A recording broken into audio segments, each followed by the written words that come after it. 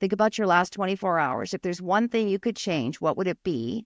And how can you do that and keep that in mind in the future? So when you're about to get called into that conversation, instead you walk away, or instead you bring a different lens of curiosity, right? So you bring more joy to yourself, more balance to yourself, whatever that looks like, because balance is a very different definition for all of us. Alchemists, before this episode of the Elemental Educator with Lynn McLaughlin kicks off, I just from the bottom of my heart want to say thank you for your continued support, supporting the channel, subscribing to the newsletter, checking out the different social media websites. It means so much to build this community with you and grow alongside you. This is our last episode for the 2024 year. Our next one kicks off January 6th in 2025. So I hope you enjoy this one with Lynn, and we'll see you later. Fire. Earth. Wind. Water. This is the Elemental Educator. And now your host, Tyler Como. Hello and welcome to the Elemental Educator podcast. I'm your host, Tyler. And if you're tuning in for the first time, thank you so very much for joining us, and welcome to a place where we redefine leadership and challenge the status quo. Be sure to like, follow, and subscribe to Elemental Educator on Apple, Spotify, YouTube, or wherever you get your podcast from. And check out our website, elementaleducator.com. Get ready to let the alchemy of education ignite your passion for learning. Today, we're joined by Lynn McLaughlin, an experienced educator who has served as superintendent, principal, vice principal, teacher, and educational consultant. She's taught future educational assistants at a local college for 5 years.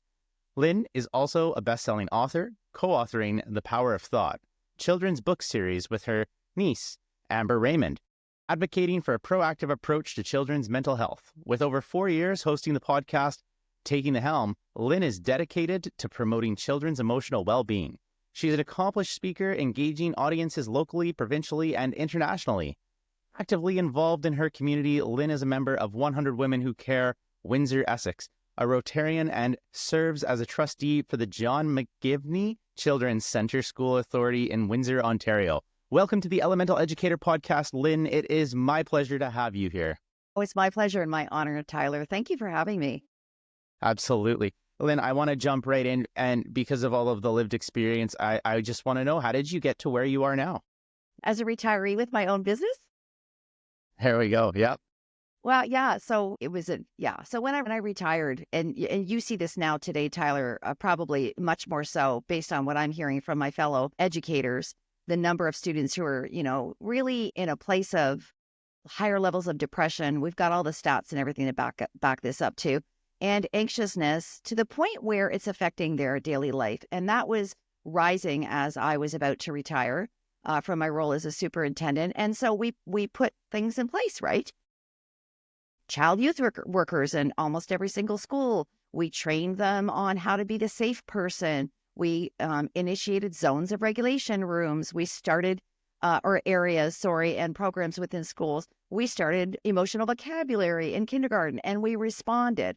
But I was out for a walk one day just after I retired, and I was teaching at post-secondary, and I saw the same things. Kids in junior kindergarten all the way through post-secondary are struggling. And my niece was just about to graduate from her Master of Education program, and I called her and I said, Amber, why aren't we being proactive? Why are we doing this backwards? Absolutely, we have to respond to the growing need, but why aren't we giving our kids tools and strategies so that they can have all of that before they struggle instead of waiting until they do? So I said, would you write a book with me? And it's 3 years later, and we have a book series and a whole bunch of other resources. And that's what that walk was, the aha moment. And let's join the group of people that are moving into this proactive movement. And many have been there for some time, but really are not being heard, to say, hey, we know this. We've got decades of research. If every child has 10 strategies they can pull in when they're succeeding or when they're struggling, they've got 10 more strategies than they had 4 weeks ago, right? That's how it all came about in terms of the business.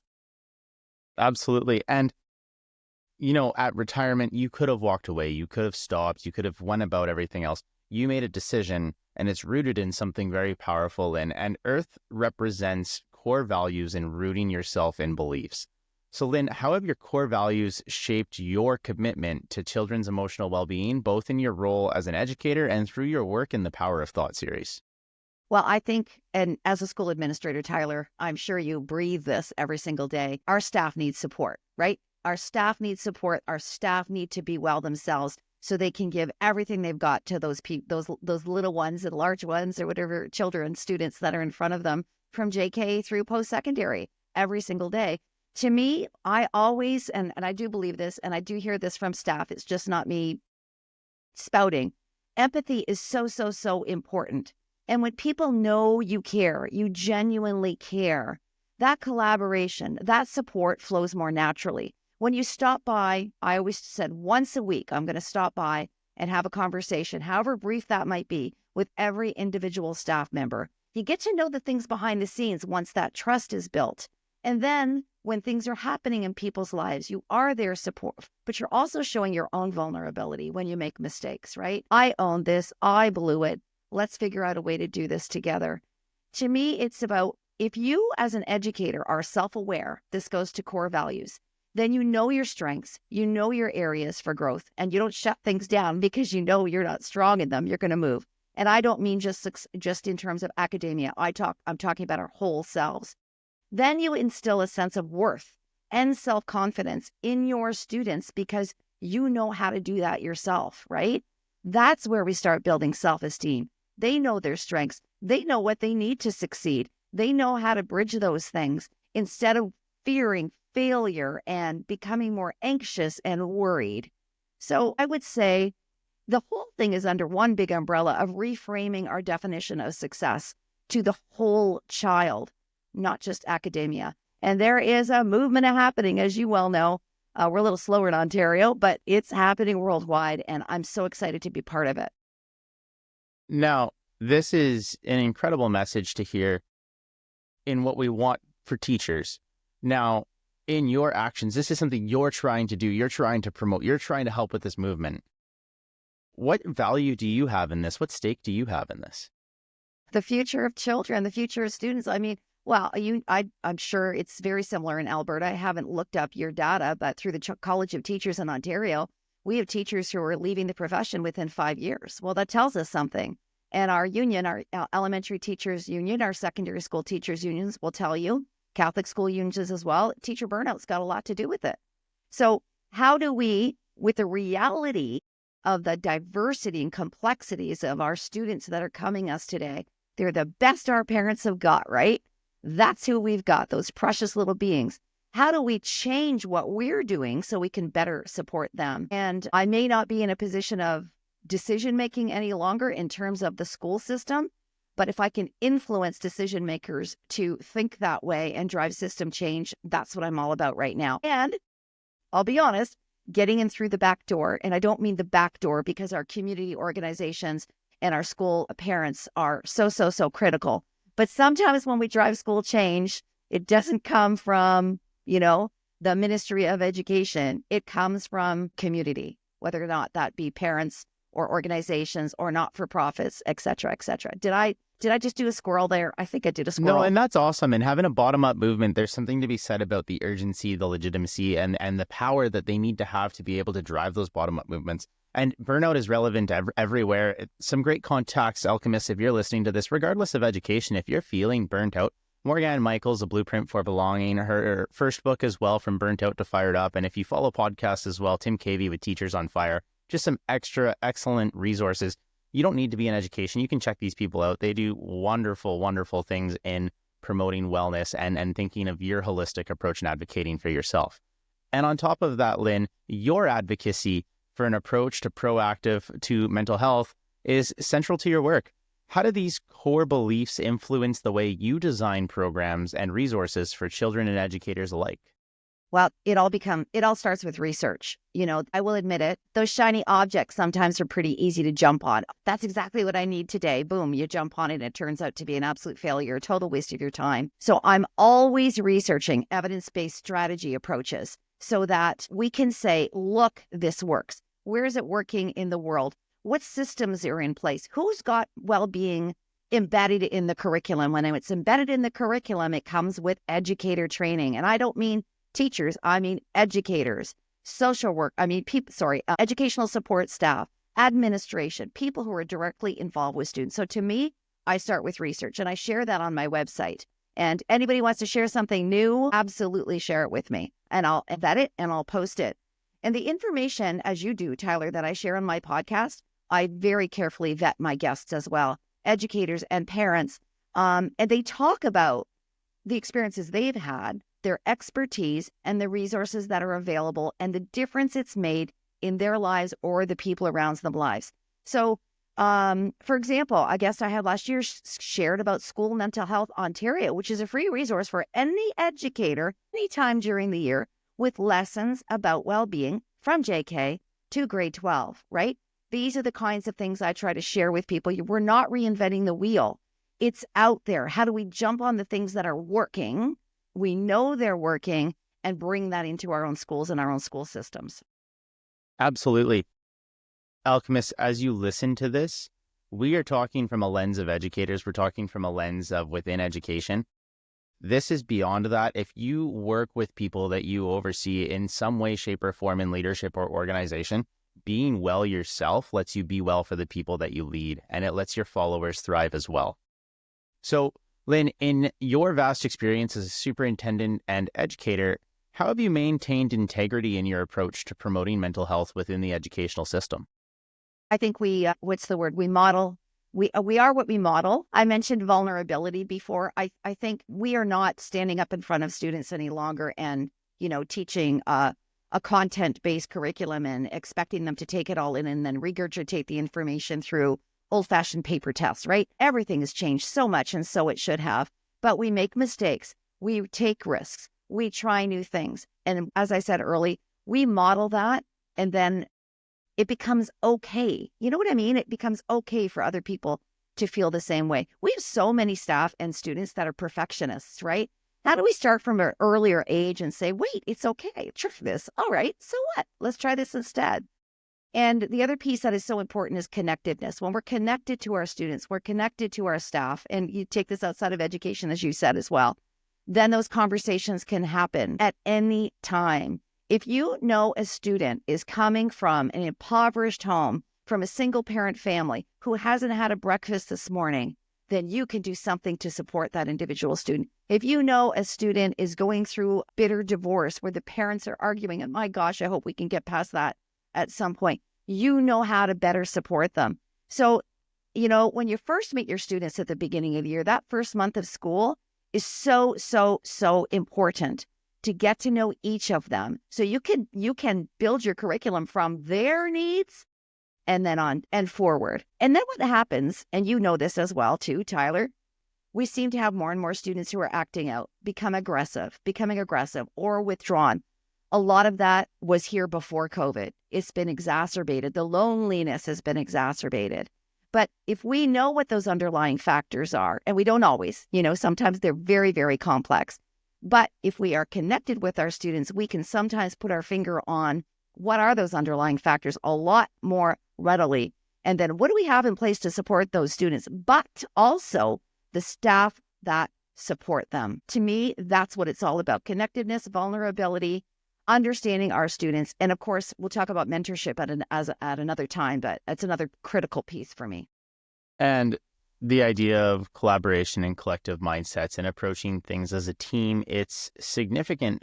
And you would be surprised how much stress it reduces in your ability. I just can't get over when I'm in my own master or doctorate classes or whatever classes it might be. Why is that group work so inefficient when the team is supposed to be better? So unpacking maybe something in there around how do we optimize group work? How do we make sure? And you hit it head on. You need to have trust. You need to have reliability. You need to establish high expectations for the group that's working to be a highly effective team. Now, if I may, you're always going to have the people that don't want any part of what you're doing. They don't want any part of the new curriculum, of the new focus on well-being, and they're going to be sitting in the back of the room. Those are the people you need to spend time with. Those are the people you need to say, because they've got something. They've got something to give. We have to figure out what it is and flip that mindset to one of being part of the team in whatever way, morphs into for them. But they're the people we need to spend a lot of time with. And you need to figure out their why. Why are we seeing what we're seeing? And speaking of the pushback that you're going to get from people, regardless of where you are, that brings us to the adversity we face, which is our air element. And air symbolizes embracing and overcoming adversity. Lynn, can you share a significant challenge you faced in your journey from classroom teacher to superintendent and how you overcame it? Yeah. Oh my goodness. So, okay. I won't say my age, but 29. long story short, thank you so much. Long story short, my husband and I were living in Paris, Ontario. He was a police officer and I was a teacher. And our families were down here in Essex County, Ontario. So we decided for a whole bunch of reasons that we were going to relocate. So long story short, in January of 1999, we moved with a 3-month-old, a 16-month-old, and a 4.5-year-old. We moved our homes. We relocated. He started a new role as a police officer here in the county. I had applied to be a vice principal when I was very much expecting. So I thought, okay, this is a day when, oh boy, very few women were in leadership positions. Let's just say that. We've changed that substantially, thank goodness. But I'd like to think of myself as being part of that movement. I wore a bright red suit to that interview, and I thought, okay, and there was one woman on the interview team. I was thrilled about that. But I thought, I'm proud of this. This is who I am. I can balance this. Little did I know how difficult it would be. But I just want to go through a couple of more. When I was applying for principalship, that collaborative approach became so critical to me. So we had a group of 6 women who came together, and we wanted to add women as vice principals. Well, add more vice principals, but moving us into the position of principals, and then more in our senior admin team. In 2 years' time, 6 of us were all successful in becoming principals. We helped each other. We did mock interviews with each other. We reviewed each other's portfolios. We got other people's opinions. And working together is what made that difference. And I followed a very similar approach when I was applying for superintendent. The people around you lift you up, and it's collaboration over competition all the way when you're facing those really tough decisions. And I'll use the word proactively again, Tyler, because if you know that's going to be a block for you, whatever that looks like, how can you strategize now in your career plan to say, no, I'm going to get ahead of this? Yeah. This all sounds like a 7 Habits feature here, where we're talking about proactive and thinking in the end in mind. I can tell that you're a 7 Habits person just from the conversation that we're having here. It's so powerful to hear that, and it resonates with me so well in that collaborative mindset. It's imperative to do the right thing. Now, if you're an aspiring leader, if you're somebody that is looking to take that next step, here's a little piece of advice in an interview. You need to talk about when you're faced with a challenge and how are you responding to it. It is perfectly acceptable, and it's wanted to hear to say, I'm going to resource my team. I'm going to use my team. I'm going to talk to the people around me. I'm going to get some collective information to make an informed decision. They don't want the person that says, I'm going to deal with it and I'll handle it. That's an old time thing that we're not looking for anymore. And so be sure of that. Now, when you make that commitment, you are holding yourself to a level of accountability though. So you need to follow through with that. You need to use your team, because the first time you don't, it's going to be apparent and people will know. You have to resource your team. Gone are the days of It's exactly. Shifting gears here a bit, Jackson deals with the intense challenges of mental illness within a family. What personal adversities did you draw upon when writing this story, and how did they shape the narrative?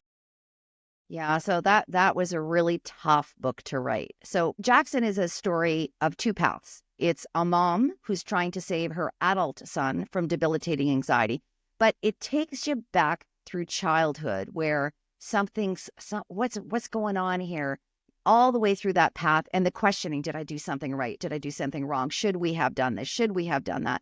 All the way through to why, what have I done wrong? That guilt that parents feel, it's a natural thing. And Jackson, who is the young adult who does, like so many youth do, moves to external gratification, can't understand why, thoughts are going on the way they are in his own mind. And so when I started to write that book, it really did stem from what I saw as I was retiring. But at the same time, I had very good friends whose children were struggling, extended family members whose children were struggling, and it just seemed to all come together at once. So writing from a parent's perspective, you could draw from your own parenting in many, many ways because, and pull in that lens of anxiousness. But what I did is I went out and interviewed parents, moms and dads, and also youth who were struggling. And I could write from the perspective of the parent, really pretty free flowing, but writing for Jackson was still so challenging. I just could not get into that mind. So I found a fellow writer named Yvonne Marce from London, England, actually, who struggles with many, many challenges. And she helped me write the narrative of Jackson and from her perspective and her challenges. And that's where it just became so real, because it was from someone who understood what was happening in how your thoughts and your actions and your feelings are all connected. So, but boy, was that heart-wrenching meeting with those parents who, because we all say, I could go back and say I would do things differently with my 3 children. Of course we can. But we have to get past that guilt, and also I need to save my child. Well, there comes a point, and this is so hard to say, where your child has to save themselves, and you can be there with love and support, but you have to understand what that line is. So that's what that book was all about and how it came to be. I certainly was not able to write that on my own. So yeah. And there's so much to be said about, even just that last statement, not being able to write it on your own. You're bringing it back to collaboration. You're bringing back to that collective mindset. When you do something like write a book, or you do something like host a podcast, and you're creating your own professional development, and I'm not sure if you can speak to this, Lynn, but in me hosting Elemental Educator and pursuing my own book, I have learned so much more about what I'm trying to dive into and do than any professional development I could have signed up for, at a convention or through an online workshop. And it just has to do with you're following your interest, you're following your passion, you're following what you want to be doing, and you're taking charge of your learning. And the best leaders are always learning to lead. They need to be seeking it out. So on top of this, though, and similar theme, promoting mental health, especially in children, can encounter resistance. How have you navigated and overcome these challenges in your mission to make emotional well-being a priority in schools? It goes back to what I said earlier about sharing the facts, sharing the research. One of the most powerful things I say is, okay, look where we are now. Oh my goodness, look where we are now. Asking the question, is this what you want for your child tomorrow, in 6 months, and in 5 years? Every parent, every teacher is doing the best they possibly can. But if something's not working, we can't continue to do that. So I go back to the research. We know, look at our kids are struggling. I go to Stats Canada. I think I shared some. We all know that our students are struggling. In December of 2023, Stats Canada, here's an example. Young adults aged 18 to 24 were most likely to report moderate to severe symptoms of depression. 33% of the people who were questioned, anxiety 25%, and PTSD 15%. That's a fact, everybody. So if our youth is struggling to this degree, we're doing something wrong. What do we do to change it? And that's where I bring forth the research and people who have real life experiences. That's what moves people. When I have an interview from a teacher who, greeted kindergartens with, in a certain way, all about the curriculum, all about play, and then moved to no, these kids are my kids. I love these kids, and whatever way you want to frame love, I care about these kids, into a place where well-being became the focus of our classroom and everything became more joyous and wonderful. Those real life stories make people think, wow, that resonates with me. I'd like to move in that direction and take the first baby step. So I guess that's what I get. Yeah, I think I answered your question. I'm not sure. You absolutely did. And the episode right before this one is with Dr. Mark Williams. He's a neuroscientist out of Australia. And he talks about a recent study where they actually hooked up children to EEG machines, and it was scanning their brain and it was scanning the teacher's brain as they were talking. And when the teacher was building that connection, when they were establishing a relationship, their brains were in sync. And there's something to be said about establishing an effective relationship. And there's a reason in the province of Alberta, establishing effective relationships is one of the teacher competencies that every teacher gets evaluated on meeting, because we need to establish effective relationships to be there for people. And it's not effective relationships for kids. It's effective relationships for staff, your organization, wherever it is, yourself. You need to be able to establish an effective relationship. And that first step is reflection. You talked about it right here, coming in and bringing up reflection. What we're really trying to do is bring about a movement, bring about a difference, have things done differently, which brings us to that water element, which is the ability to implement change. So, Lynn, how have you driven meaningful change in the realm of children's mental health through your books, podcasts, and public speaking? Okay, so I would say the largest measurable, so impact was my 2023 word, right? How do I measure the impact of what we're doing? And, this connects with schools, right? Your school improvement plan, what's your beginning part? What's your, how do you measure your data along the way? How do you do and what do you change, right? So I would say the largest, and I mentioned going into schools with parent organizations, the largest impact we've had to reach that mission has been through parent and educator engagement evenings. They come because this is what they want. You mentioned earlier, when you're engaged in what you want to learn, in what you want to change, you're going to be more influenced by what you hear. You're going to take things to apply them. Many of us grew up in that suck it up buttercup generation. And what we say overwhelmingly, I would say that's not the word I want to use. The big message for our evenings is let's make talking about our feelings thing in our homes and in our classrooms. In whatever way that looks like. It's different in a kindergarten room than it is in a grade 12 room, of course. But if you can come home from work as a parent, as a teacher who's coming home and say, I had a horrible day. I'll tell you what happened later, but right now I've got to go. I'm going to go sit in the other room and listen to music for half an hour. You know where to find me. You've modeled that it's okay to have that feeling of frustration or upset. What you're going to do about it, how you bring yourself back to a calmness, and then talk about it in a way where you can come to a resolution afterwards. That's what we're trying to model with people through the books, through the resources, through the engagement evenings. And so it's that change is okay and it's fluid. We all go it in a different way, at a different pace, but we have to ignite that change in a way that touches people. And it's really hard for some people in many cultures as well to talk about feelings openly. So I think it's a huge, huge thing. So, yeah. And it's bringing a movement to almost desensitize the phrase, calm down, self-regulate, right? When people say those, it doesn't work. We need to get to a spot where some kind of cue can be given that correlates to it being okay, and a point of emphasis on taking care of yourself is okay. I can see that you are upset right now. What do you think you need to do? And if you know your students well enough, then they've got 5 tools that you've taught them that you can say, I think this one worked for you last time. Do you want to try it? And let them work it out if they can. They can't always. Those are, kids who need more attention and more time. But anyway, okay. And one of the things I've learned from that is if one kid is expressing it, there's probably 3 to 4 kids in the room that also need it. So just do it whole class, do it holistically, do it with your staff. That's your reminder that somebody is needing help. That's a reminder that everybody's needing help, because there's some people that are still hiding it. I love it. Now, your work emphasizes moving from reactive to proactive approaches in mental health. What strategies have you implemented to ensure this shift in schools and communities is both effective and sustainable? Well, I'm not in a position of influence or decision making any longer. And as I said earlier, I'm really trying to share information and influence the influencers. I would say you are. You definitely are in a position of influence, maybe a position of authority, a position of power. No, but influence. Yes, people listen.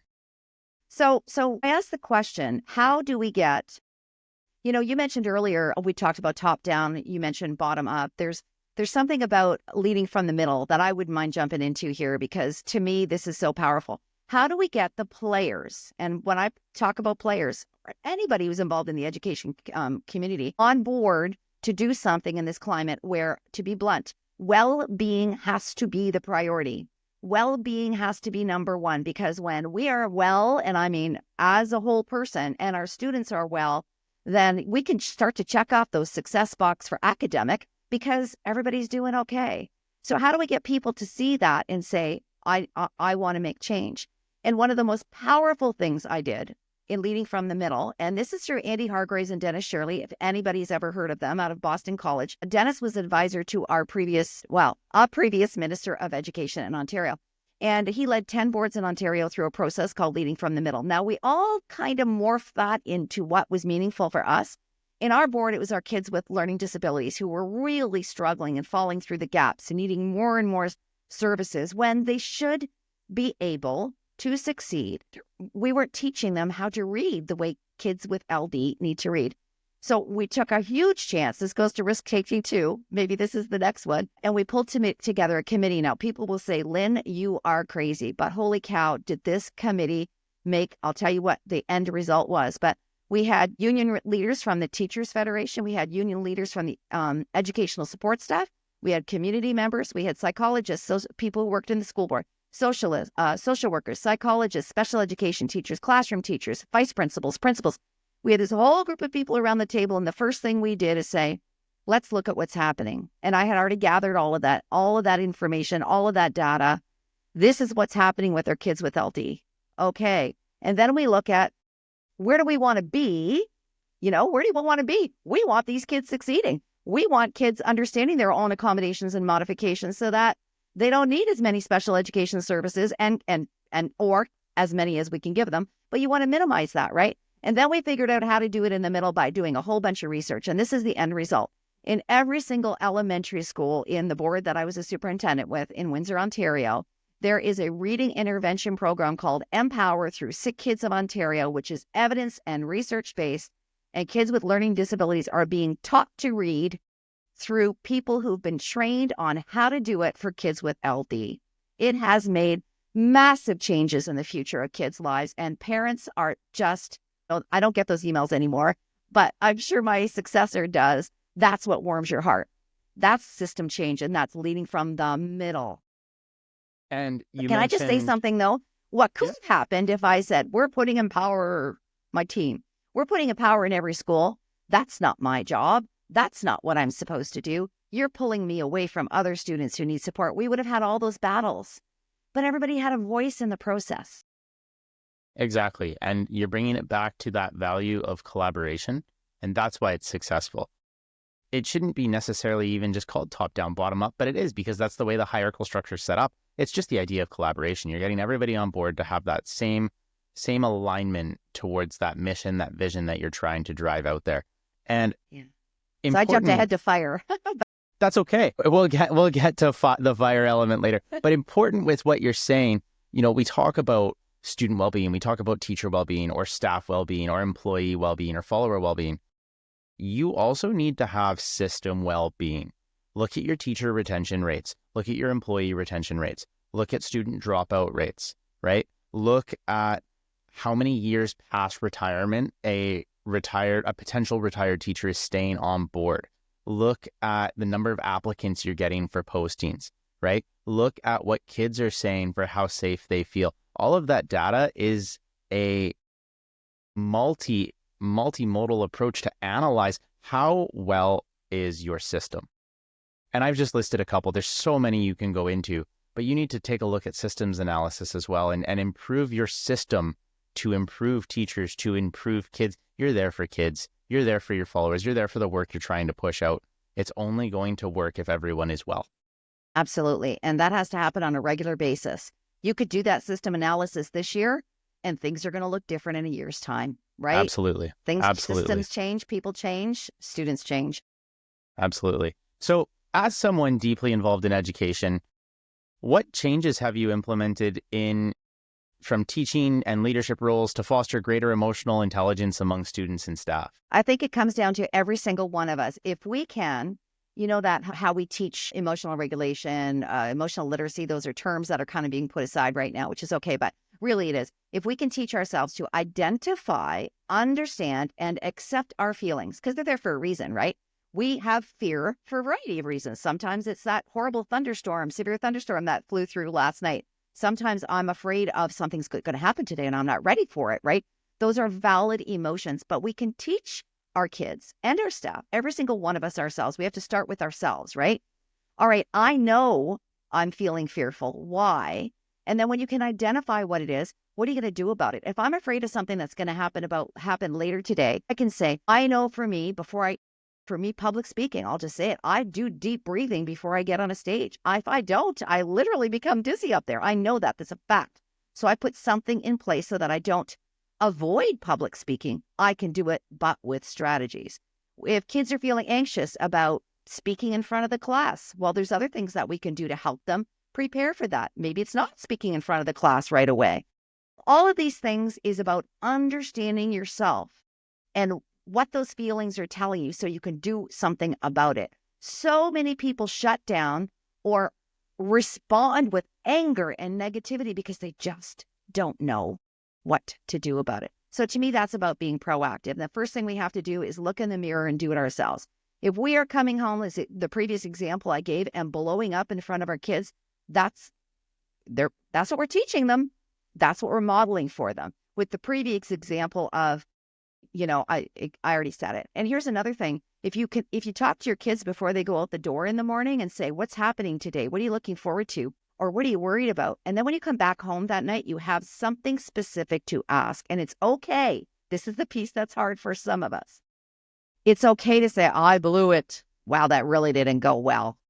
But this is what I'm going to do next time instead. Or, yeah, I blew it. Maybe that wasn't for me. Instead of, writing a paper, I'm going to share it through storyboard next time. I think I'd be more engaged in that.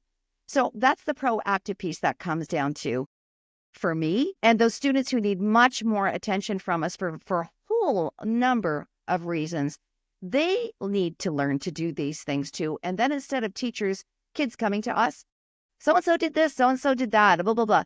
You basically can give them the problems to solve by themselves. And you said it earlier, Tyler, as small groups, through conversations, through, this is how, this is how you made me feel, however it's going to look. I know but the reality is when this happened, this was the result. And some kids don't even realize the results of their actions.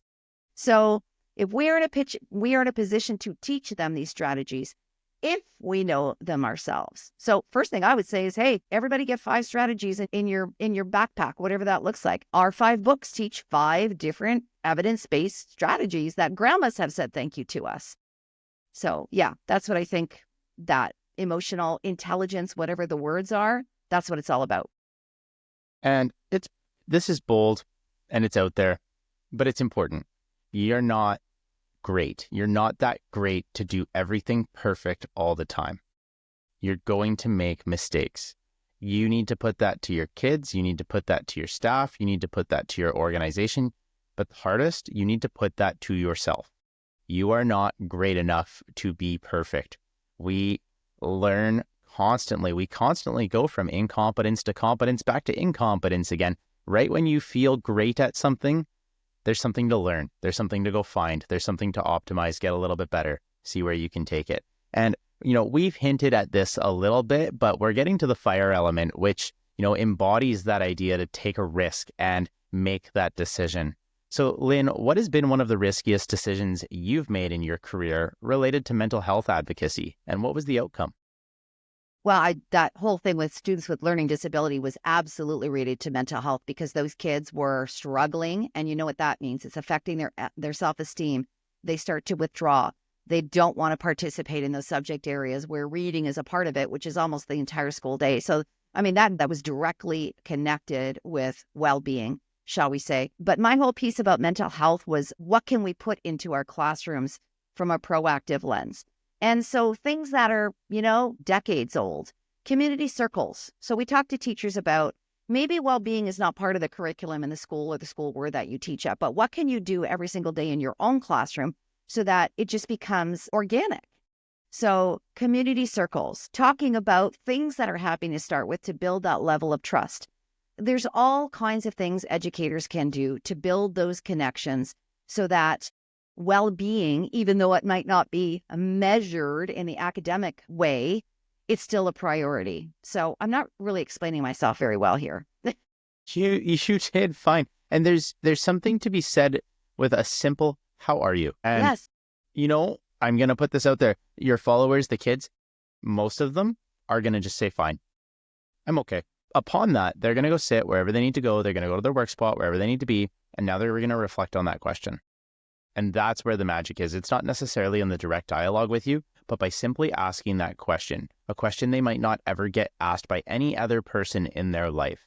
How are you? How are you? And then you can also sometimes, not always, because you say a lot of, and you're right, Tyler, a lot of students won't show you that.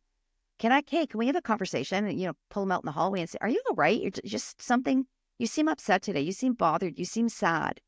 Wow. And then it's the same thing. They might not answer you in that context, but they know you care. Absolutely. Yeah. Absolutely. So transitioning from private educational role to becoming a public advocate, and I'm using the word public advocate. You said you didn't have influence, but we'll call you an influencer as well. For mental Okay. health requires bold decisions.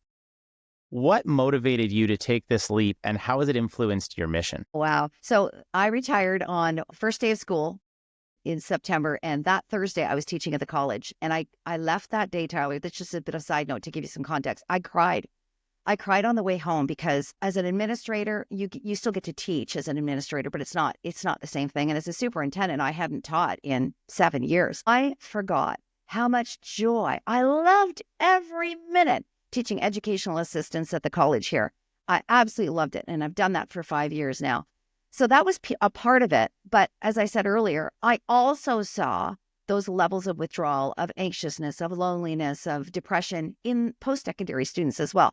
And at that point, I thought, okay, now I have the full authority when I start my own business to make those decisions about what I embrace and what I can walk away from. I don't have anybody telling me what I have to do anymore. I don't have any of those mandatory things. I build my mission, my vision, my team, my advisory team to let's get this thing going. And what does it look like? Everything we do empowers children by helping them discover those stepping stones. That's always the deciding factor. And so that means adults as part of it, because we are the ones who have to help them understand those stepping stones. So it has been amazing over the last several years being able to say, no, no. You know what? That's not for me, but I know somebody else who's doing this. Let me give you a referral to them. I have people who want to be podcast guests. Okay, that's not really our context, but I have somebody else I can refer you to. So that gives me, what's the word? I don't know, the passion to say, this is what works, this is what we need. And then to flip and to shift when new things come forward, and then do the research to support them, or say, nope, this is not something we're going to talk about. It's not grounded in research yet. It's too new. It's too hot off the press. And I don't want to put out a shiny object factor to anyone. So those decisions, yeah, you call them bold. I mean, there are 8 of us on the advisory board. It's not the same thing as the school board. But yeah, we stick to what matters. We stick to what our business is all about thoughts, actions, and feelings all being connected. And how do we make it a proactive way, an action? And it's nice to hear 2 things here. One is everything that you're doing, you're rooting it back to that idea of collaboration and communication and that effective conversation you need to have with people. But the second one is, and it's so important to do this, establish your list of non-negotiables, things you're unwilling to compromise on, unwilling to unwaver from, and stick to those, because those are usually rooted in something very powerful and very, very strong towards what you're trying to do. So in your work as an author, educator, and speaker, I'd also like to dive into your perspective as superintendent and principal, assistant principal here. How have you balanced the need for innovative change with the risk involved, particularly when advocating for new approaches to children's emotional well-being? Oh boy, it all goes back to research, knowing what you're talking about. And of course, I'm not the expert in it. I was so saddened to hear that Mindful Schools has closed down. But so I go to other organizations now, and I'm just looking up the name. COSM, it's called, I think. I'll get that for you. But there's a new organization that's opened up in the U.S.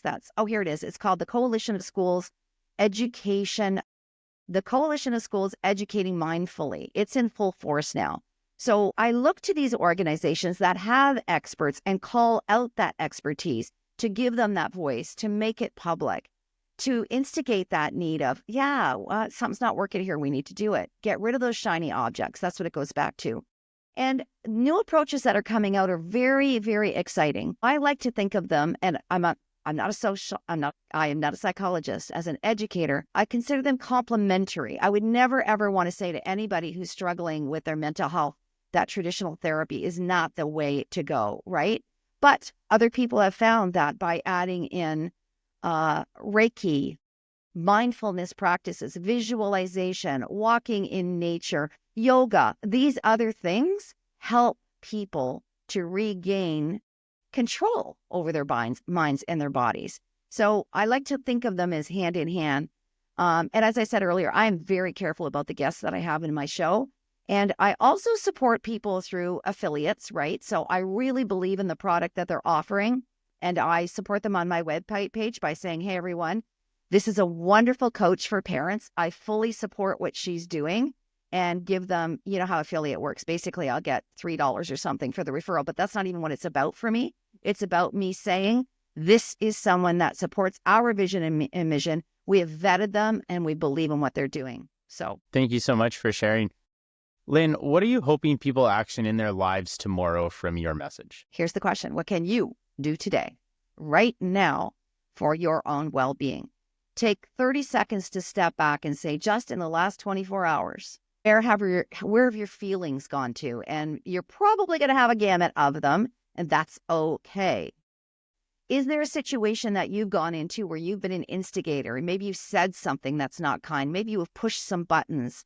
And instead of doing that, can you move into a position of caring or questioning or curiosity? Because we've become the society of right and wrong as opposed to being curious about each other. So when I ask that question about well-being, I'm thinking about is a reciprocal giving, in a giving position, right? Because when we give, oh my gosh, the joy that we give, that we receive just by giving and helping other people is incredible. So what can you do? Because you said it earlier, when your cup is that flows out to other people. When your cup is half empty, you're struggling and you can't give to others the best that you can give. When we all come together in a community of caring and curiosity, I just think the synergy in this world can shift significantly.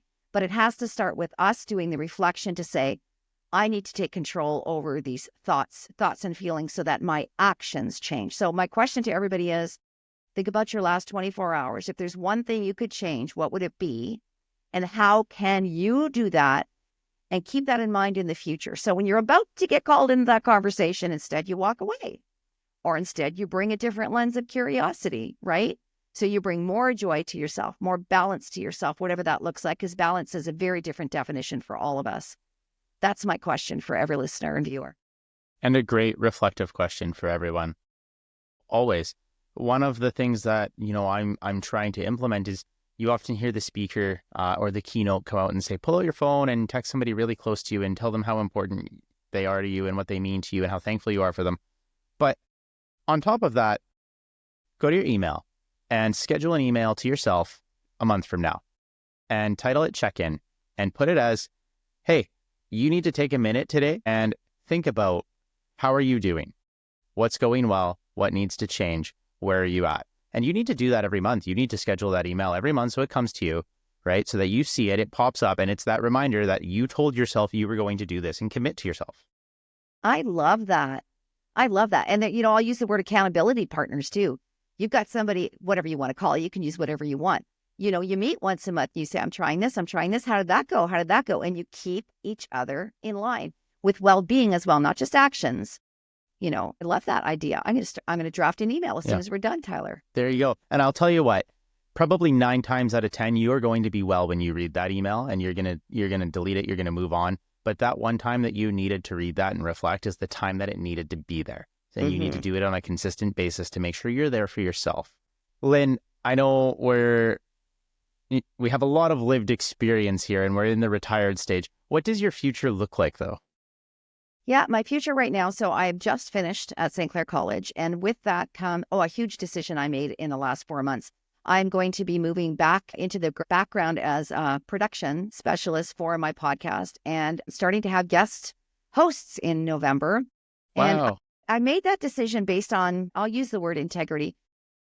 When I talk about connectiveness, I had a connectiveness with students and parents over the last, since now that I don't feel that I'm in a position to be able to host and speak to that as if I know what I'm talking about anymore, because I don't have grandbabies yet, right? I'm not at that age, and I'm not I'm not in the world of education anymore. So yeah, that's going to be a really nice change, moving to guest hosting. People who are in the throes of it, who can bring a new voice to it. We'll continue getting our books out there. We're moving into one audiobook, and we've got a great game that's in the works called The Power of Thought that we hope to get out to market in the winter.